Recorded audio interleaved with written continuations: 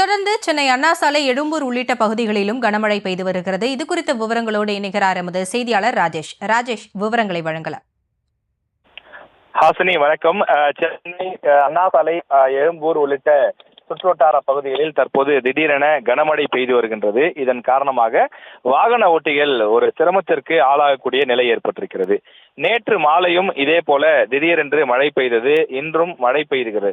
காலையிலிருந்து கடும் வெயில் வாட்டி வதைத்து வந்த நிலையில் 3 மணிக்கு பிறகு ஒரு கருமேகங்கள் சூழ்ந்து ஒரு இருள் சூழ்ந்து சென்னை காணப்பட்டது.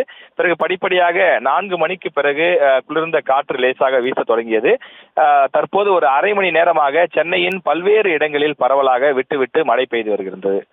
மேலடுக்கு சுழற்சியின் காரணமாக தொடர்ந்து கடந்த சில நாட்களாக அவ்வப்போது மழை பெய்தாலும் கூட கடந்த 2 நாட்களாக மழை பெய்து வருகின்றது.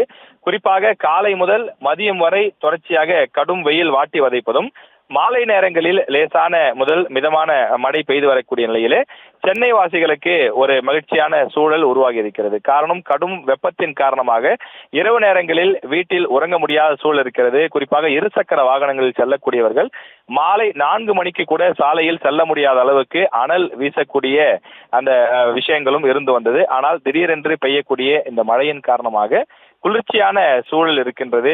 5-6 மணிக்குள்ளாகவே இருசக்கர வாகனங்களிலும் 4 சக்கர வாகனங்களிலும் செல்லக்கூடியவர்கள் பிரதான சாலைகளில் முகப்பு விளக்குகளை எரிய விட்டபடி செல்வதையும் பார்க்க முடிகின்றது. பள்ளி, கல்லூரிகள் ஆகியவை முடிந்து ஒரு சிலர் வீடு திரும்புகிறார்கள்.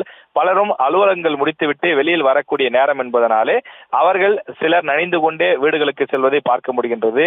பலரும் பேருந்து நிறுத்தங்களிலும் பெரிய கட்டிடங்களினுடைய முன்புறத்திலும் ஆங்காங்கே நின்று கொண்டிருக்கிறார்கள்.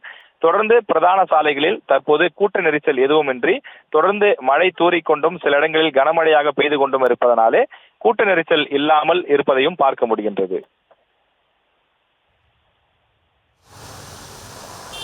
விவரங்களுக்கு நன்றி ராஜேஷ்.